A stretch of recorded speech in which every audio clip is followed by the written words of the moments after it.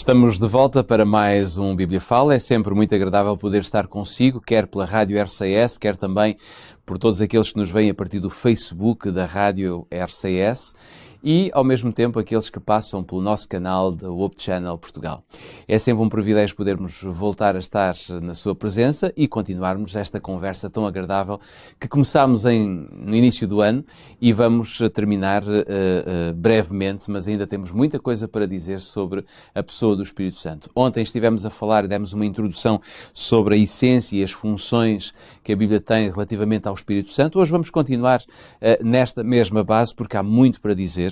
E por isso há uma passagem que eu gostava de convidá-lo a ler comigo, está em 1 de Coríntios capítulo 12, vamos ler dos versículos 14 ao 18 e depois vamos ler outros, mas agora começando vamos ler então a partir do versículo 14. 1 de Coríntios 12, 14 diz: porque também o corpo não é um só membro, mas muitos.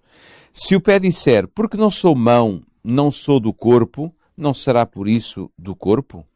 E se a orelha disser, porque não sou olho, não sou do corpo, não será por isso do corpo também? Se todo o corpo fosse olho, onde estaria o ouvido? Se tudo fosse ouvido, onde estaria o olfato?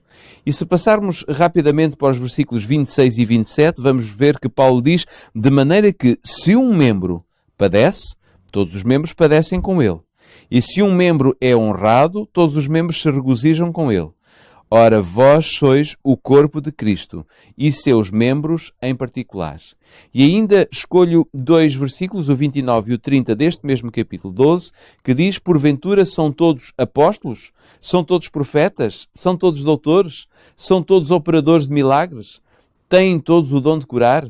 Falam todos diversas línguas? Interpretam todos? Bom, todas estas perguntas foram feitas neste contexto em que nós estamos a ver que cada um faz parte deste corpo.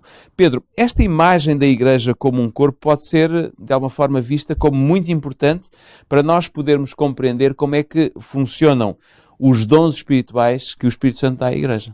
Sem dúvida. Os apóstolos, e o apóstolo Paulo em particular, tiveram um cuidado muito especial em usar algumas imagens, se quisermos até ilustrações, no fundo, que servem para nos ajudar a compreender a realidade da Igreja.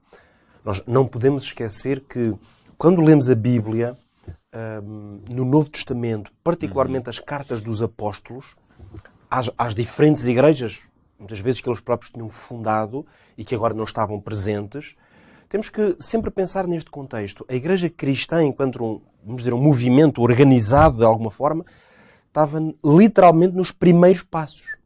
Não havia um termo de comparação. Muitas pessoas, designadas muitas vezes por gentios, ou que vinham do paganismo, portanto de movimentos religiosos ou crenças que não tinham nada, nem sequer tinham nada a ver com o contexto judaico, que aí sempre há algumas pontes, naturalmente. Portanto, vinham de um universo completamente diferente e estavam, portanto, a ser introduzidas à fé em Jesus Cristo e a toda a organização da Igreja Cristã. E depois tínhamos também, com certeza, uma boa massa de pessoas nas igrejas que vinham do judaísmo e que se converteram a Jesus Cristo, embora havendo alguma continuidade, ou muita continuidade, em termos, pelo menos, da mensagem e da doutrina. O que é certo é que, em termos da organização deste movimento, a Igreja Cristã, muitos dos seus pilares eram radicalmente diferentes do que tinha sido o povo judeu, enquanto nação eleita da parte de Deus. Isto justifica muito esta ideia de que os apóstolos tiveram que passar muito tempo a tentar explicar exatamente o que é que era suposto a Igreja ser. Claro. Uma vez que não havia, em certo sentido, um termo de comparação. E Paulo vai usar a questão do corpo. Ora, aqui neste caso nós vemos que Paulo explora muito bem, aliás, ele é quase minucioso a dar exemplos de como a Igreja funciona na prática como um corpo.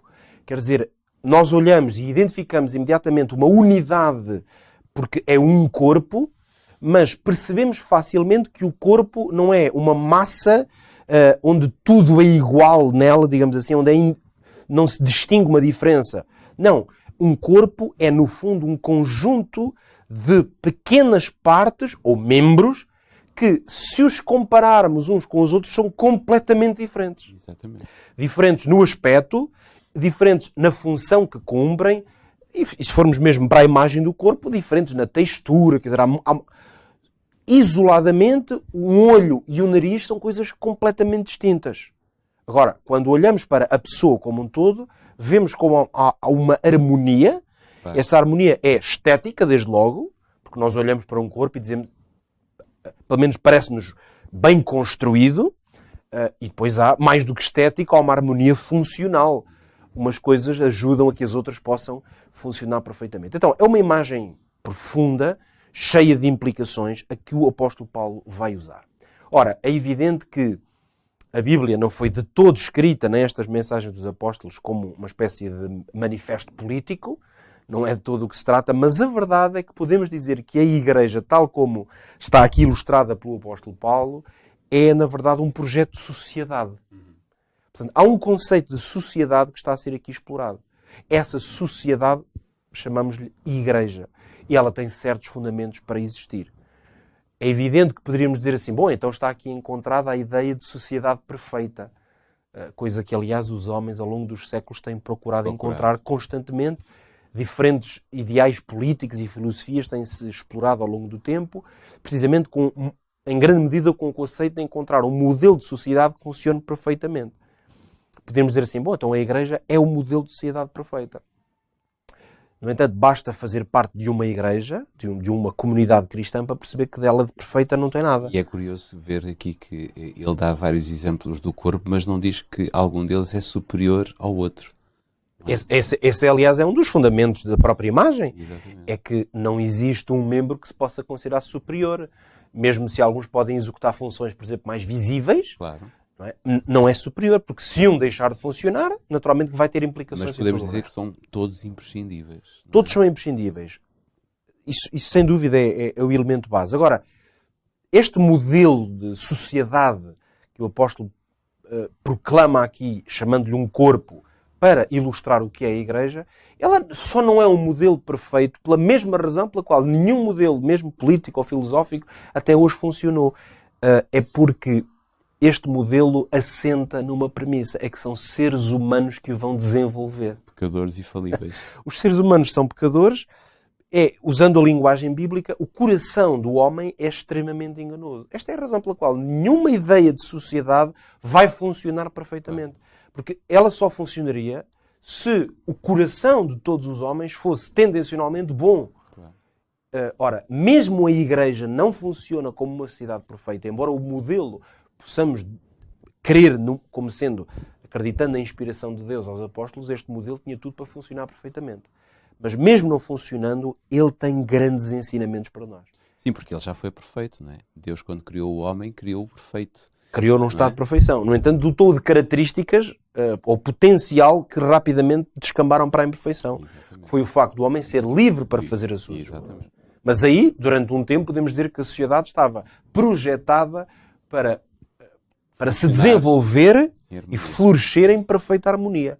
Mas a partir do momento em que o engano, o egoísmo no coração das pessoas se manifesta, nós não podemos dizer que haja nenhum modelo que vai funcionar perfeitamente. Ora, usando aqui o último minuto que temos para olhar para a imagem do corpo e perceber o que é que o Espírito Santo faz aqui. Um corpo não é um tipo de organização no qual todos são iguais. Esta, aliás, poderá ser uma das grandes confusões, até mesmo lá está em termos políticos e filosóficos, a ideia de que a igualdade corresponde a uma espécie de ideal em que todas as pessoas são exatamente iguais. Ora, igualdade, em certo sentido, é um conceito enganador. Porque significa que as pessoas têm que ser todas iguais, logo elas perdem a liberdade de escolher e de desenvolver-se cada uma segundo as características que têm. Pode ser segundo o potencial que têm, segundo a vontade que têm de empreender, isto usando assim uma terminologia mais secular, mas no conceito da Igreja, o que é que isto significa? É que Deus criou-nos para manifestarmos todos diversidade e complementaridade. Não igualdade, mas diversidade e complementaridade.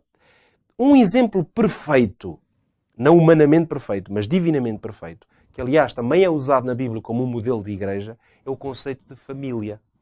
As famílias tal como foram projetadas por Deus, a família é um conceito que existe graças à diversidade. Na igualdade não há família. Claro. Isto tem implicações que nós sabemos até no tempo em que vivemos, porque os séculos têm desenvolvido uma diversidade no conceito do que é a família, mas o projeto de Deus, ele é muito claro. Tem que haver diversidade. Basta dizer que para podermos ter filhos, tem que haver diversidade. A igualdade não permite a procriação. Claro. É a diversidade, mas a diversidade sozinha também não chega. Porque se duas pessoas, mesmo que tenham esse potencial, como no caso da família, vamos usar a imagem, que é um homem e uma mulher, que têm o potencial de projetarem vida, a diversidade não chega. Porque se eles estiverem de costas voltadas um para o outro, isso não pode acontecer. Tem que haver complementaridade. Ora, são estas duas noções, diversidade e complementaridade, que são necessárias na família e são necessárias no corpo. Na igreja também. Que é a igreja. Num corpo, é isto que o apóstolo Paulo vai explorar de maneira tão bela, mesmo o coração, vamos dar o exemplo, ele não fala do coração. Nós hoje sabemos que o coração é o órgão central. Ou outros órgãos que são centrais. Se o coração sozinho não é o indivíduo. Claro. É esta a noção. Mas a diversidade de uma unha, que parece uma coisa insignificante. Podemos viver sem uma unha.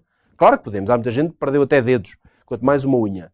Mas o coração é central, mas nós sabemos todos que a unha executa um papel fundamental. Basta termos um acidente e quebrarmos uma unha e vermos a falta que ela nos faz. Coisas tão distintas, mas nessa diversidade, quando estão em complementaridade, elas funcionam. Ora, o Espírito Santo sabe que uma igreja, tal como um corpo, não pode funcionar quando toda a gente quer ser o coração. Claro. Ou quando toda a gente quer ou tenta ser pernas.